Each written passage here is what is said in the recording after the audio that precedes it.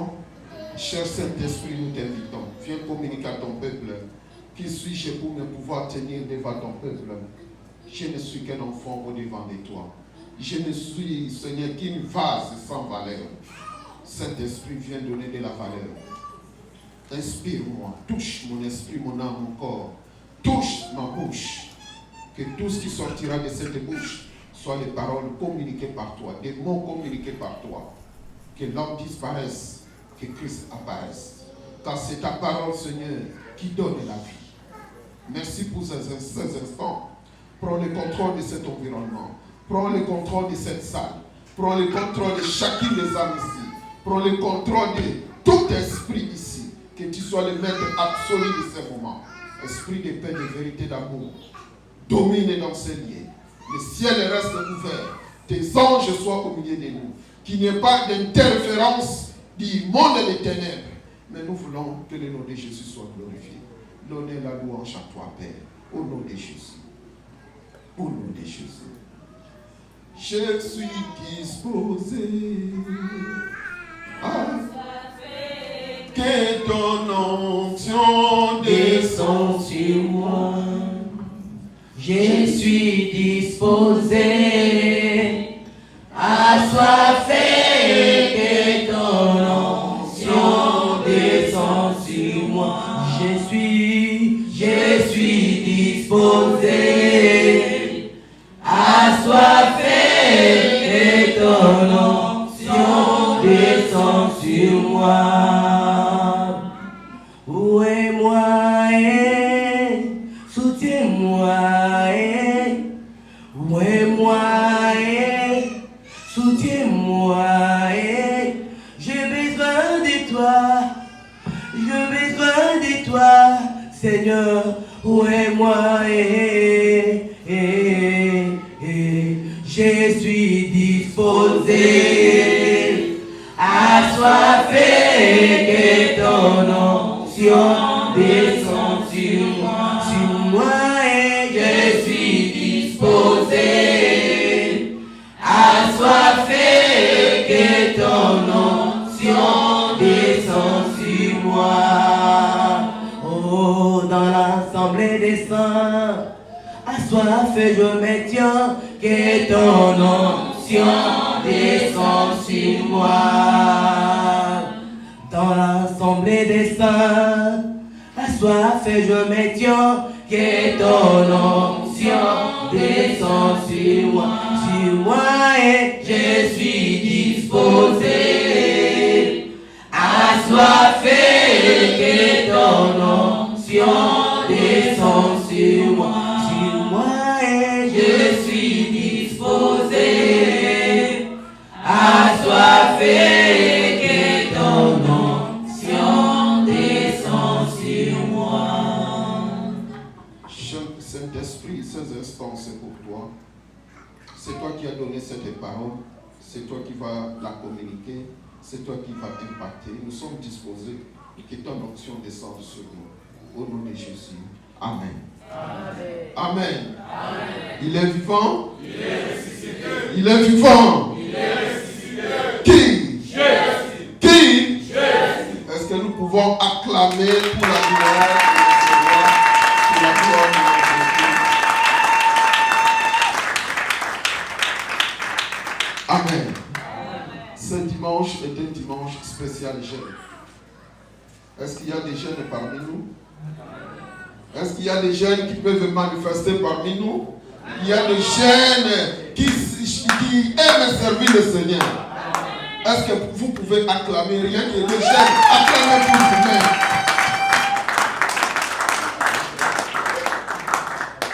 Amen. Nous ouvrons nos Bibles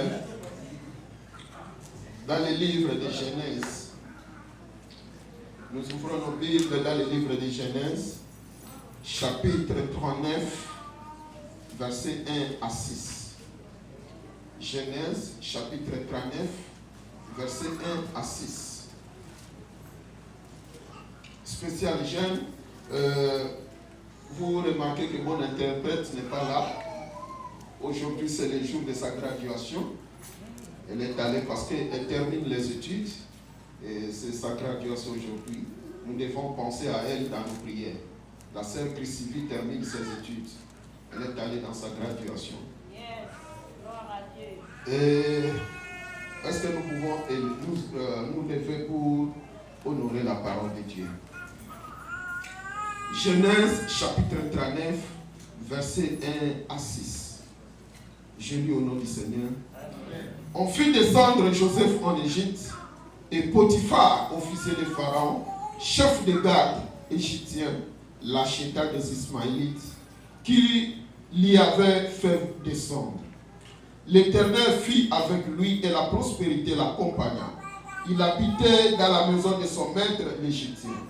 Son maître vit que l'Éternel était avec lui et que l'Éternel faisait prospérer entre ses mains tout ce qu'il entreprenait.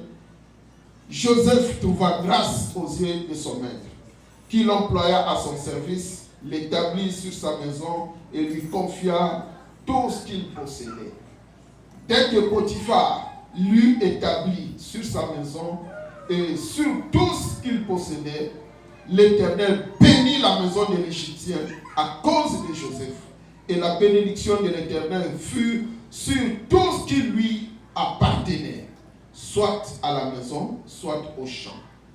Il abandonna aux mains de Joseph tout ce qui lui appartenait et il n'avait avec lui d'autre soin que celui de prendre sa nourriture. Et Joseph était beau de taille et beau de figure. Amen. Amen. Nous pouvons nous asseoir.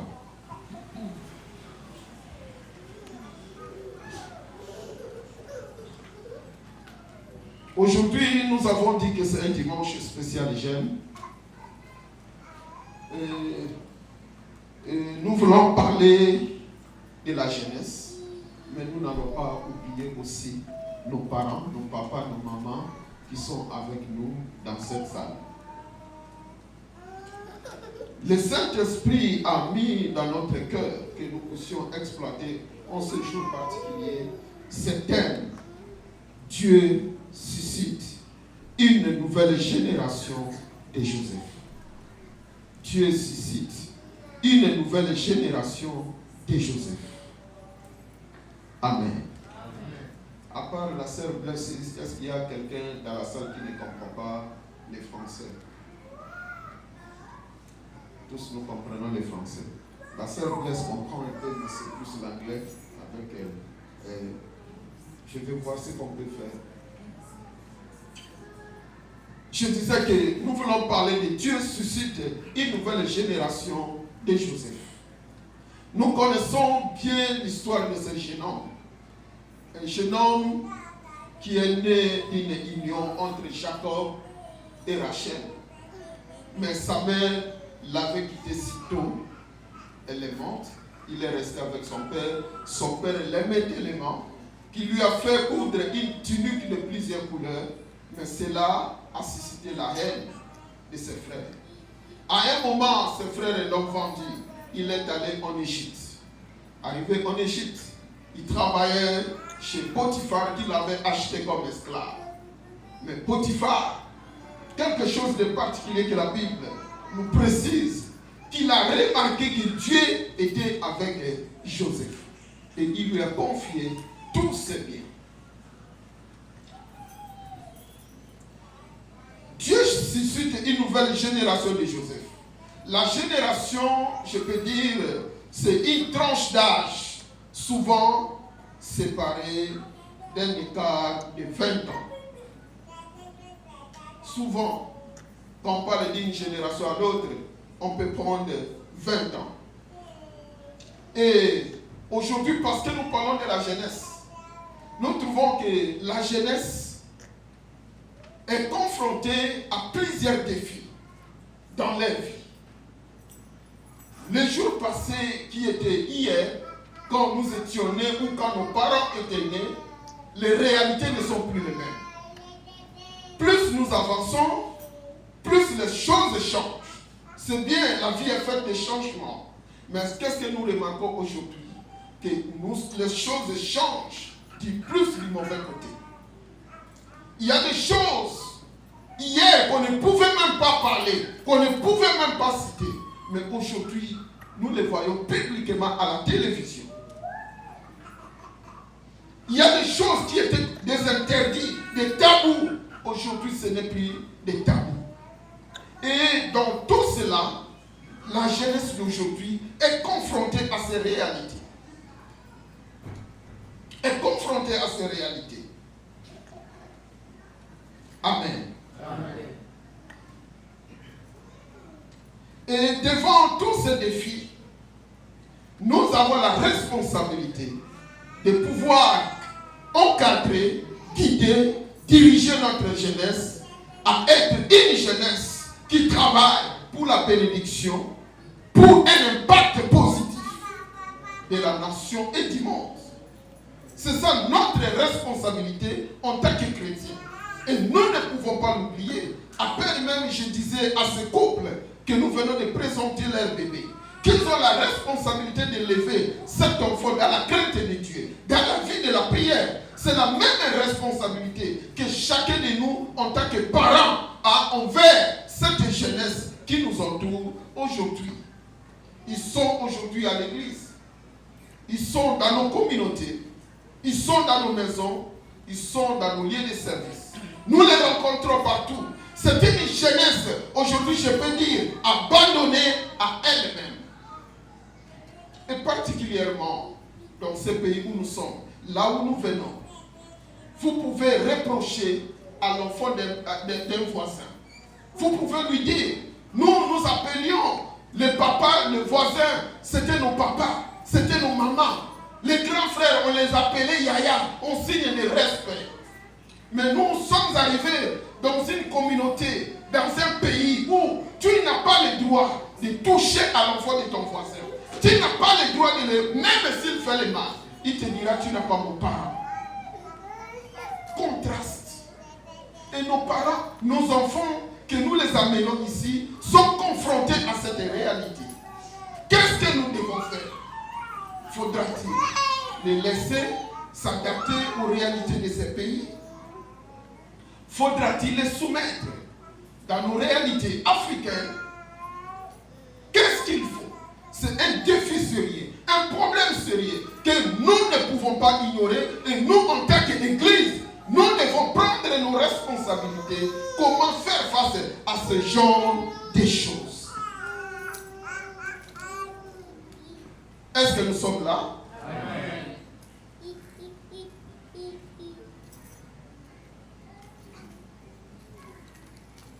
Et devant tous ces défis, il y a des conséquences, vouloir ou pas. Des conséquences positives ou des conséquences négatives qui affectent la vie de nos chiens, de cette jeunesse. Il y a toutes ces conséquences qui les affectent aujourd'hui. Et nous, en tant que chrétiens, nous devons nous attacher à la parole de Dieu. Tant que nous sommes attachés à la parole de Dieu, nos enfants seront aussi attachés à la parole de Dieu.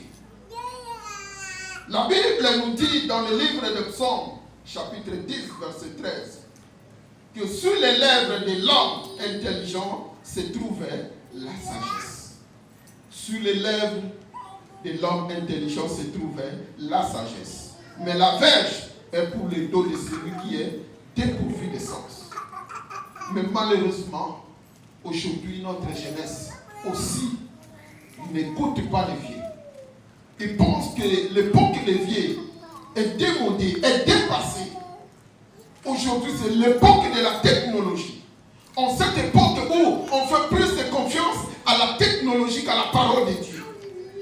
Les gens veulent tout démontrer. Le domaine de la foi devient un domaine dépassé. Qu'est-ce qu'il faut faire? Mais nos enfants grandissent. Nous allons subir des conséquences dans nos maisons, des conséquences dans nos familles, devant cette situation. Mais aujourd'hui, ce sujet est tellement vaste. Le Saint-Esprit m'a poussé de pouvoir plus parler des défis que la jeunesse rencontre. Il y en a plusieurs, mais je voudrais m'atteler sur les 3 défis majeurs que la jeunesse rencontre.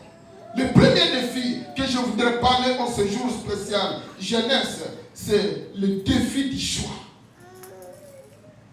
Notre jeunesse est confrontée devant un défi de choix. Dans Proverbes chapitre 16, verset 20, la Bible déclare que celui qui réfléchit sur les choses trouve le bonheur. Mais celui qui se confie à l'Éternel est heureux. Pour dire que tu peux trouver le bonheur, mais tu n'es pas heureux. Pour être heureux, tu dois te confier à l'Éternel. Et nos jeunesses grandissant dans ce genre de situation, ils doivent beaucoup réfléchir. Et nous devons les aider à réfléchir. Nous devons aussi les aider à s'attacher à l'Éternel. Parce que le premier défi qu'un jeune rencontre, c'est le défi du choix. Le choix de marcher avec Dieu. Le choix de ne pas servir Dieu. Le choix d'un bon conjoint. Le choix d'aller à l'université, de poursuivre les études. Le choix d'aller travailler. Le choix des amis. Le choix d'écouter la musique mondaine. Le choix de ne pas écouter la musique mondaine. Et la jeunesse est confrontée à toutes ces choses. Je voudrais dire à premier abord que la vie est faite de choix. Le choix est un cadeau que Dieu a donné à l'homme. Le cadeau que Dieu a donné à l'homme, c'est le libre choix. Dieu nous a donné la liberté de choisir. Il dit, je mets devant toi la vie et la mort, la malédiction et la bénédiction. Choisis la vie afin que tu vives. Dieu nous a laissé le libre choix. Il a dit à Adam et Ève, je vous place dans le jardin d'Éden. Voici cet arbre. C'est l'arbre de la connaissance du bien et du mal. Ne mangez pas. Si vous mangez, vous allez mourir. Mais si vous ne mangez pas, vous serez heureux dans le jardin. Ils avaient un choix. Les choix qui se placent devant nous, c'est ce qui fait de nous la nature de Dieu. De pouvoir décider sur l'avenir de notre vie, sur l'avenir de notre foyer, sur l'avenir de notre famille. Les choix. Les jeunes ont un problème de choix. Et non seulement les jeunes, même nous qui sommes vieux, la vie est faite de choix. Et ce sont nos choix qui déterminent notre futur. Et tout choix porte à conséquence. Il y a des conséquences attachées au choix. Les mauvais choix donnent de mauvaises conséquences, vouloir ou pas. Si tu choisis mal, tu vas subir les conséquences. Et quand les conséquences arrivent, il y a des conséquences que tu peux effacer. Il y a aussi des conséquences que tu ne peux pas effacer. Dieu est bon, Dieu pardonne. Et souvent nous abusons de la miséricorde de Dieu. Mais quand tu as la maladie. Les maladies comme le VIH, SIDA. Quand tu en as, tu vas demander pardon. Dieu va te pardonner, mais tu vas mourir. Tu iras au ciel, mais tu as écouté ta vie. Tu ne pourras jamais effacer les conséquences. Ça reste. La vie est faite de choix. Quand nous voyons la vie de ce jeune homme Joseph, il a fait un choix. Arrivé dans la maison de Potiphar, la Bible déclare que Dieu était avec lui. Dieu n'est pas avec quelqu'un par plaisir. Dieu n'est pas trop émotionnel comme l'homme. Quand Dieu est avec quelqu'un, c'est-à-dire la personne craint Dieu. La personne obéit à Dieu. Il est le Dieu qui honore ce qu'il honore. Il dit, si vous venez à moi, je serai avec vous. Si vous me rejetez, moi aussi, je vais vous rejeter. Si la Bible dit que Dieu était avec Joseph, c'est-à-dire Joseph n'a pas rejeté Dieu. Malgré ce qu'il a connu, malgré la trahison de ses frères, il n'a pas rejeté Dieu. Il est resté ferme avec son Dieu. Et la Bible dit que même en Égypte, quand il est arrivé chez Potiphar comme esclave, Dieu était avec lui. Et quand Dieu est avec un homme, tu vas le savoir qu'il est avec Dieu. Les hommes qui te voient peuvent constater que cet homme-ci, Dieu marche avec lui. C'est quelqu'un qui craint Dieu. C'est ce qui était arrivé à Joseph. Même Potiphar a remarqué. Il a remarqué que ce jeune homme marche avec Dieu. La main de Dieu sur ce jeune homme. Depuis qu'il est arrivé dans ma maison, toute ma maison est devenue prospère. Même dans nos prédications, quand c'est une prédication qui vient du Seigneur, vous pouvez le sentir. Que cette parole-là, c'est Dieu qui l'a inspirée. Si c'est une prédication copier-coller de YouTube aujourd'hui avec l'Internet, on peut tout faire. Et vous allez sentir que ça ne vient pas de cet homme-là. On peut constater la présence de Dieu dans la vie de quelqu'un. Et regarde, comme Joseph a choisi de rester avec Dieu, il y a eu des conséquences qui l'ont suivi. Première conséquence, la Bible nous dit que la prospérité l'a suivi. Parce qu'il était avec Dieu. La prospérité l'a suivi. Joseph n'est pas allé chercher un travail pour devenir prospère. Joseph n'a pas travaillé, beaucoup travaillé. D'abord, il était déjà un esclave. Un esclave, il n'a pas de mesure, il n'a pas de volonté, il n'a de quoi. Mais la prospérité l'a suivi. Le Dieu que nous servons est un Dieu qui dit, j'ordonnerai à la bénédiction de te suivre. Quand tu es avec Dieu, quel que soit le lieu que tu peux être, la bénédiction va te localiser. Amen. Isaac, on a expérimenté. Il était dans le pays des Philistins. Il y a eu la famine. Tout le monde fouillait le pays. Il voulait quitter Dieu, lui a dit reste là. Et la Bible dit que Dieu l'a béni plus que tout le monde. Au point que ça a suscité la jalousie des gens du pays. Ils sont venus les chasser. Comment toi tu es venu comme étranger? Tu es devenu très prospère que nous, les autochtones de cette ville. On a chassé Isaac. Notre Dieu est un Dieu qui crée les possibilités économiques.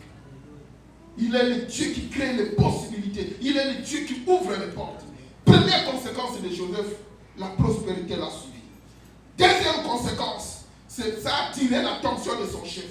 Il a remarqué que cet enfant-ci marche avec Dieu. Tu n'as pas besoin, en tant que chef, d'aller consulter les occultistes. Tu n'as pas besoin de toucher à la franc-maçonnerie. Tu n'as pas besoin de toucher à la sorcellerie pour être prospère. Le secret de la prospérité, c'est l'attachement à Dieu.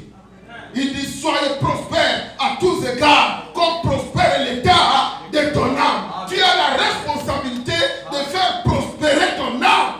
Amen. Jeunesse de la main de l'Éternel, écoutez. C'est ça le secret. Travaille pour le salut de ton âme. Travaille pour la prospérité de ton âme. Et le reste te sera donné par-dessus. Amen. Ne cherche pas l'argent.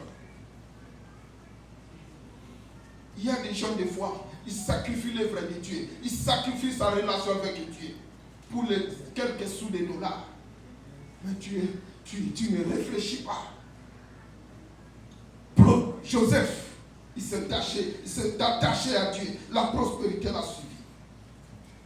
Et non seulement l'a suivi, mais Dieu lui a fait trouver grâce auprès des hommes. Les portes lui sont ouvertes. Je disais que la vie est faite de choix et ce sont nos choix qui déterminent notre futur. Ce que vous choisissez aujourd'hui, demain vous aurez à subir les conséquences, positives ou négatives. C'est pourquoi choisissez bien. Et le bon choix, c'est de s'attacher à Dieu. Ma prière est que Dieu nous donne des jeunes gens, des jeunes filles qui ont compris ces choses dès le bas âge. À l'âge déjà de 14, 15, 16 ans, il a compris. Il a dit, moi, je m'attacherai à l'Éternel.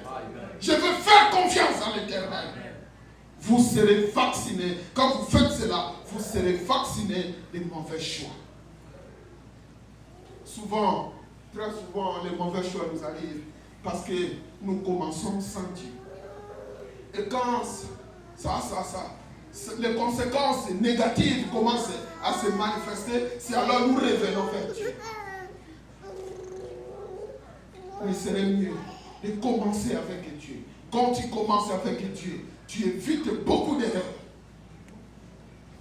Le problème des choix. Les choix déterminent notre futur. Et chaque choix porte des conséquences. Porte des conséquences. Il y a des moments où quand tu fais un bon choix de marcher avec Dieu, ce ne sera pas toujours rose sur rose. Non. Joseph a fait le choix. La prospérité l'a suivi. Dieu lui a fait trouver grâce. Mais il a aussi subi la prison. Il a aussi subi la prison. Mais malgré la prison, il s'est attaché toujours à son Dieu. Quand on s'attache à Dieu, quel que soit le problème qui peut arriver sur le chemin, notre Dieu nous rendra toujours victorieux.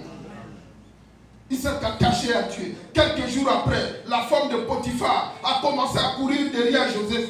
Elle lui a créé des problèmes. Comment Joseph pouvait nier? Cette femme avait l'habit de Joseph en main. Ici, voici les preuves. Vous savez, je vais un peu ouvrir une parenthèse là-bas. Vous savez, le monde sait comment nous présenter des vraies fausses preuves contre nous.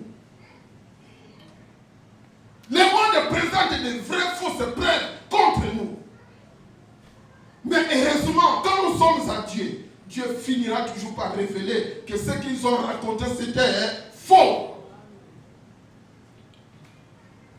La femme de Potiphar avait une vraie fausse preuve.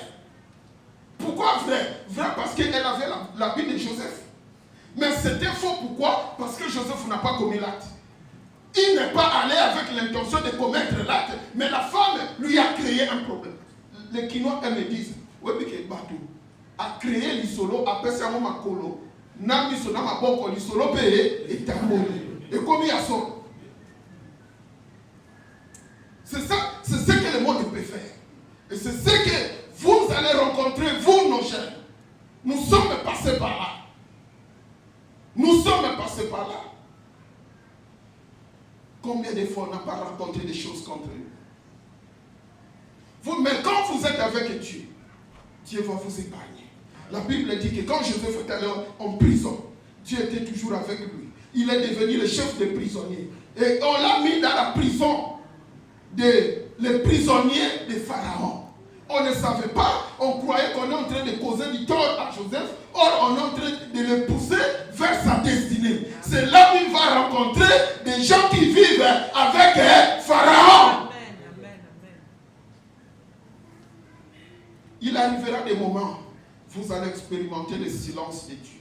Le silence de Dieu ne veut pas dire l'absence de Dieu. Quand Dieu est silencieux, c'est-à-dire il est en train de travailler, il est en train d'arranger, parce que la Bible dit tout concourt au bien de ceux qui aiment le Seigneur. Même la prison, même les injures, même la calomnie, même les commérages sont en train de concourir à ton bien. Ton échec d'aujourd'hui est un escalier qui te pousse vers ta destinée. Parce que quand tu vas monter, tu vas retourner et dire il n'y a que Dieu qui peut faire cela.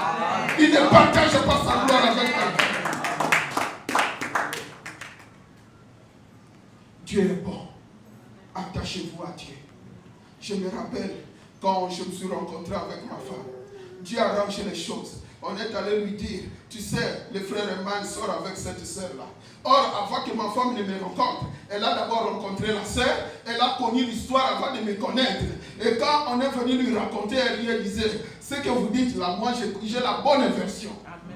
J'ai connu cette histoire-là authentiquement auprès de la personne avant que je ne connaisse le frère. C'est comme ça que notre Dieu travaille. Même si le monde vous accuse, même s'ils arrangent les choses, mais il est là pour vous défendre et il va faire sortir la vérité. Et quand Dieu fait sortir la vérité, il ne vient pas comme Jéhovah Shalom. Il vient comme un Dieu majestueux avec toute la grandeur et il va éclater la vérité devant tout le monde afin que le monde sache que tu es vrai.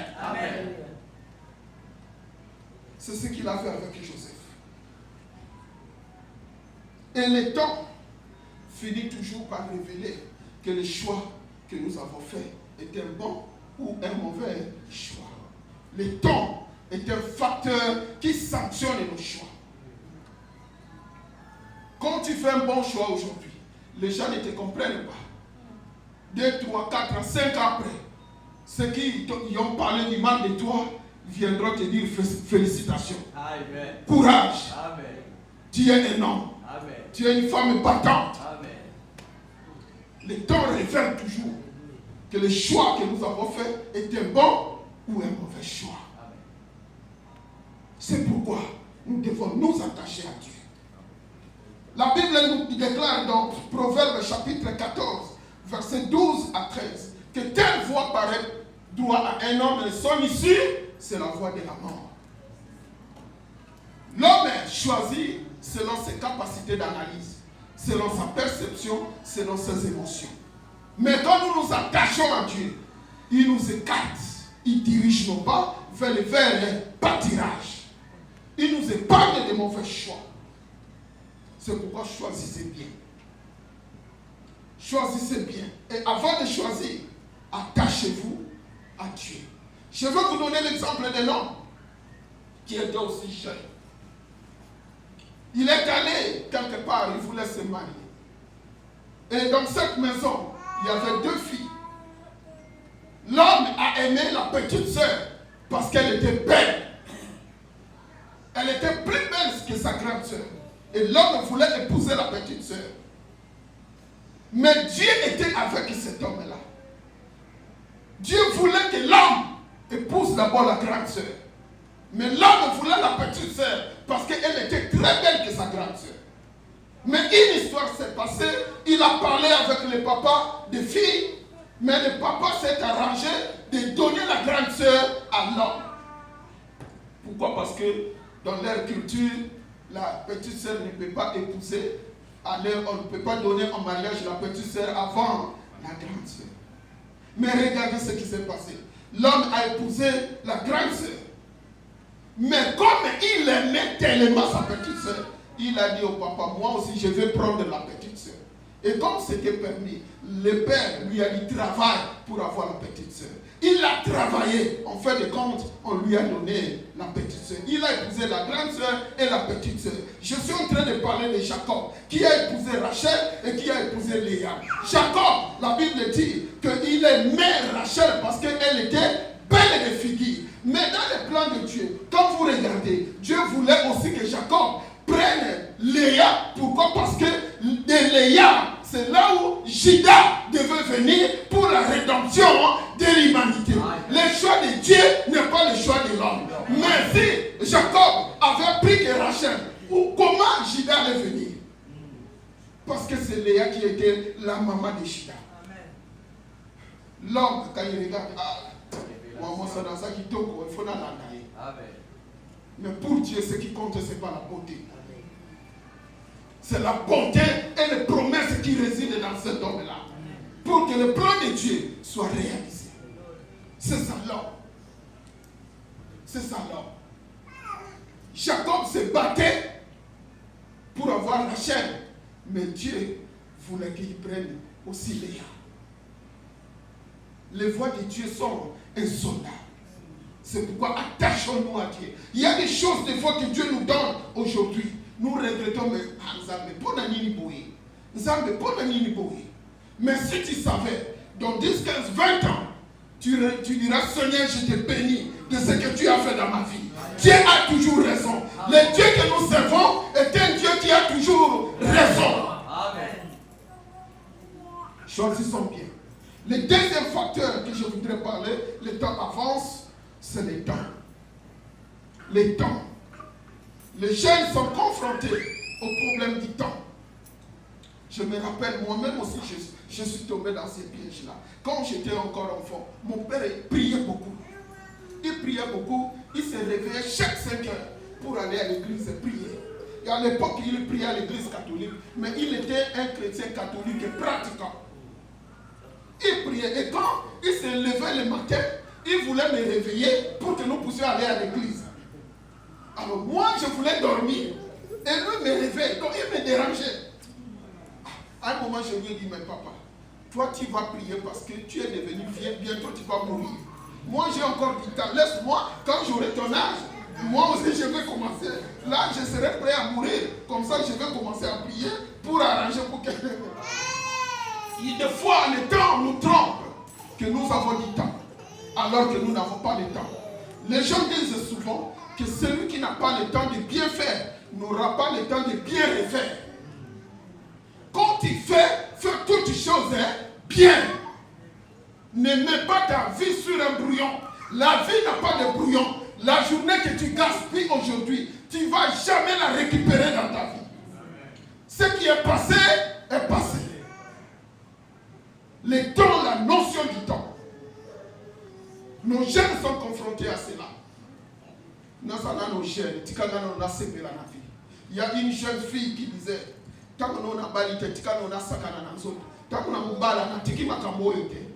mais le temps, tu vas te rendre compte que le temps est passé. Et quand tu voudras te marier, ce n'est plus le temps de te marier. Savoir gérer le temps. C'est très important.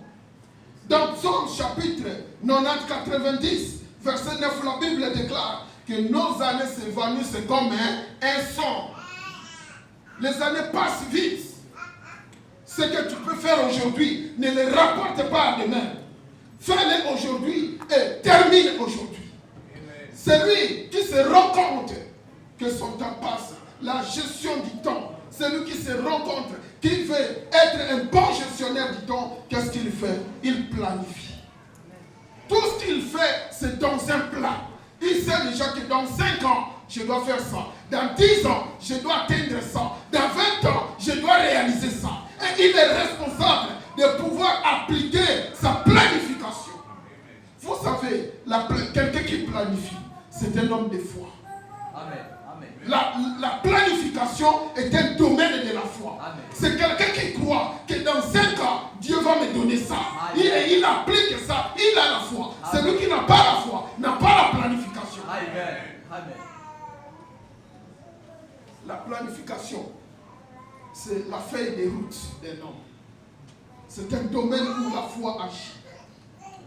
Et quand on planifie, on doit être responsable dans la gestion de cette planification. Ce que je dis, que je dois le faire dans 5 ans, je dois travailler pour que dans 5 ans, ça se réalise. Je ne peux pas rapporter cela. Dans 1 Samuel, chapitre 16, verset 12, la Bible nous présente David comme un jeune homme, tout beau, blanc, tout beau. Un jeune homme, David, il était en train de perdre les troupeaux et Dieu l'a choisi pour devenir roi. Il a combattu, il a fait des guerres. Mais dans 1 Roi, chapitre 1er, verset 1 à 4, la Bible nous présente David comme un vieil homme, vieilli, un vieux qui n'a plus de force. On lui amène une jeune fille pour réchauffer le roi, une jeune fille vierge. Mais le roi n'en pouvait plus parce qu'il est fatigué. L'âge l'a fatigué.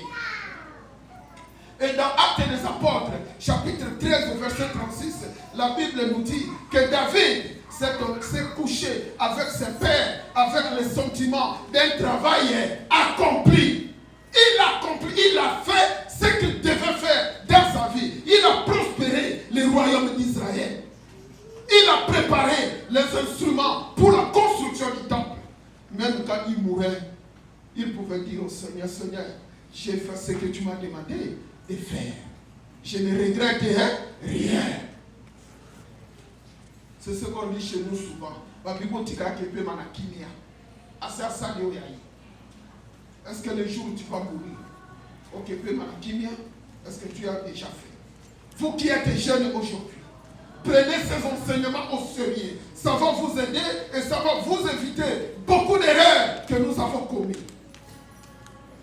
Vous serez vaccinés contre cela. Dans Jean chapitre 17, verset 14, Jésus priait et disait à son Père, j'ai achevé l'œuvre que tu m'as donnée. J'ai achevé l'œuvre que tu m'as donnée. C'est au moment où il voulait partir, il dit cela. J'ai achevé l'œuvre que tu m'as donnée. Le regret, le plus grand regret, c'est de ne pas terminer ce que tu as commencé. C'est pourquoi, pour bien le faire, il faut bien gérer le temps. Ne vois pas que j'ai encore du temps. Ne dis pas que j'ai encore du temps. On n'a pas de temps. Le temps que tu as maintenant, c'est pour faire ce que tu dois faire maintenant. Le temps de demain, c'est pour demain.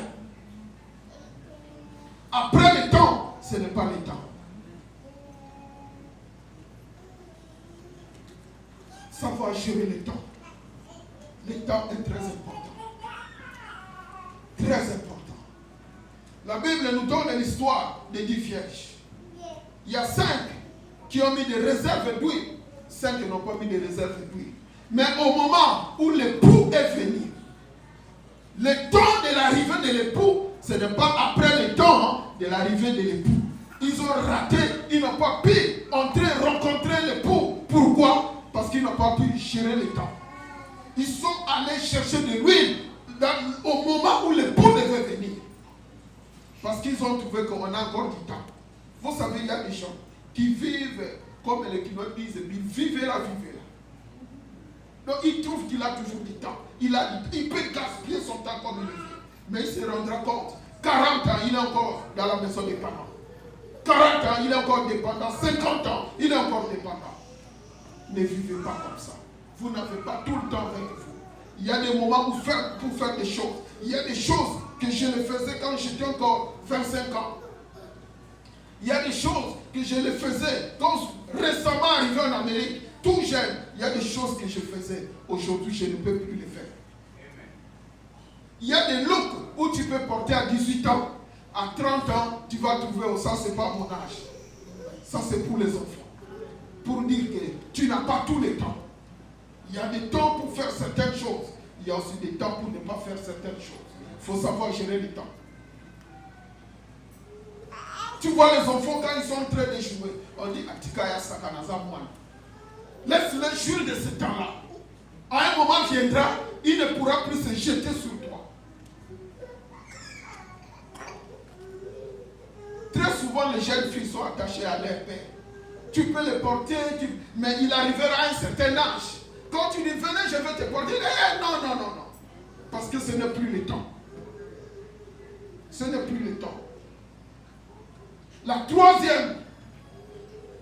troisième défi que je voudrais en parler, ce sont des associations. Des associations. Je disais, que les jeunes sont confrontés au défi du choix. Le deuxième défi, c'est le défi de la gestion du temps. Et le troisième défi, c'est le défi des associations. Nous devons comprendre que nos associations nous fabriquent. En tant que jeunes, fais attention à qui tu t'associes. La Bible déclare dans 1 Corinthiens chapitre 15, verset 33, que les mauvaises compagnies corrompent les bonnes mœurs. La personne avec qui tu t'associes va laisser de l'empreinte sur toi, vouloir ou pas. Pierre s'est associé avec Jésus. Regarde ce qu'il est venu. Il est devenu un prédicateur puissant. Et la Bible dit quand Pierre passait, son ombre guérissait les malades. Où est-ce qu'il a eu ça? Il s'est associé à un homme de puissance. C'est pourquoi il est devenu puissant. Amen. Faites attention avec qui tu t'associes. Avec qui tu vas te marier. Il y a des ministères qui sont détruits tout simplement parce que le ministre de Dieu s'est marié à une mauvaise femme. Ou la ministre s'est mariée à un mauvais mari. Nos associations nous fabriquent.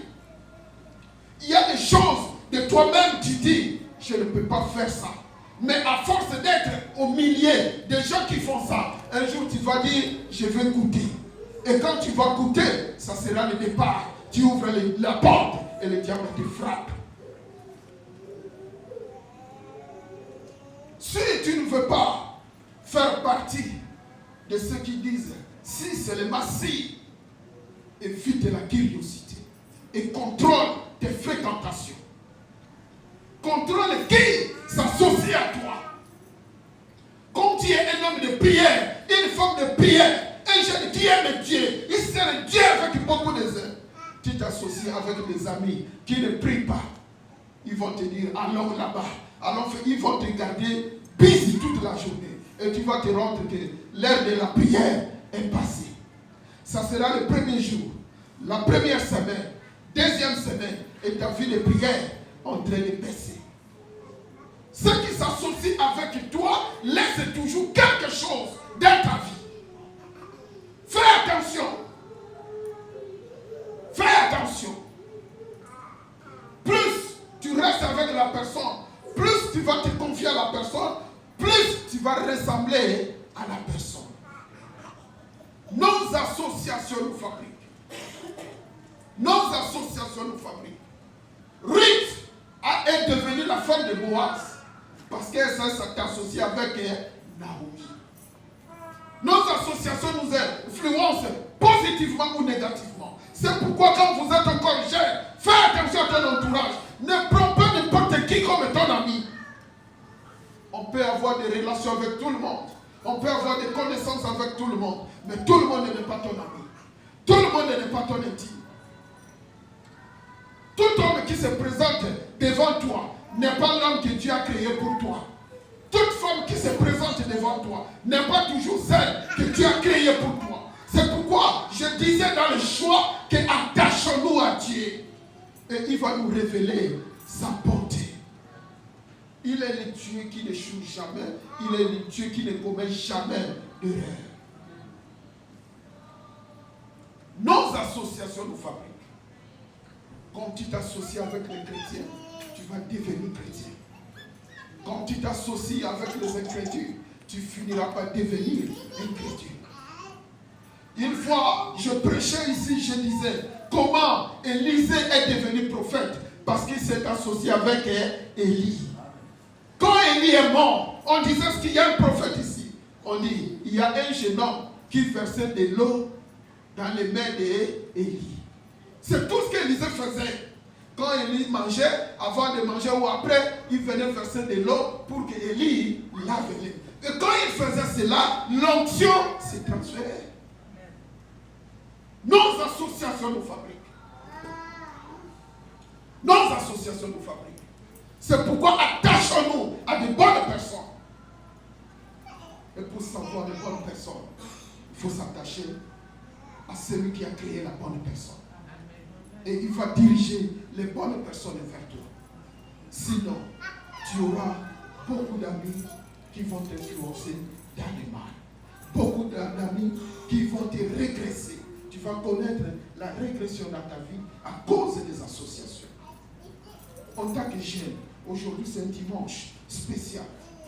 Je voulais vous donner, vous avertir sur ces trois choses. Le problème des choix, la gestion du temps et les associations. Le choix est très capital. Tout ce que vous faites est basé sur les choix. Si vous faites un mauvais choix, vous allez subir les mauvaises conséquences. Si vous faites un bon choix, vous allez subir les bonnes conséquences qui tout le monde va parler et tu seras dans la joie. Vous savez, il y a des gens, quand il fait le bien, quand il dit, ah, c'est qui? Ah, bon, mais c'est les cousins. Avant même que tu dis, lui-même te dit, mais je suis le cousin du chef de l'État. Je suis le cousin de béton. Mais si c'est un voleur, tu as même honte. Quand tu dis, c'est toi le cousin de celui qu'on a arrêté, non.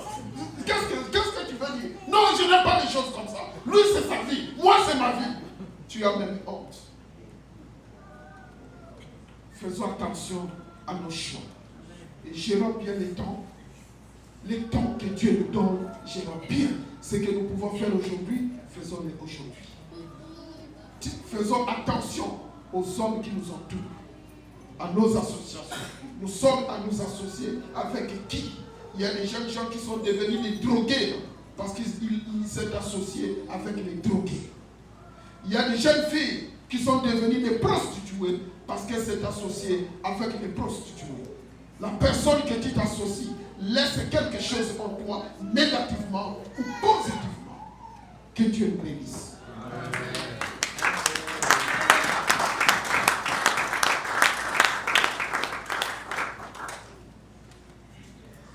Bien-aimés, nous venons d'écouter cette parole. Tu sais, là où tu es touché, au moment où je parle, commence à parler à Dieu. Nous voulons prier.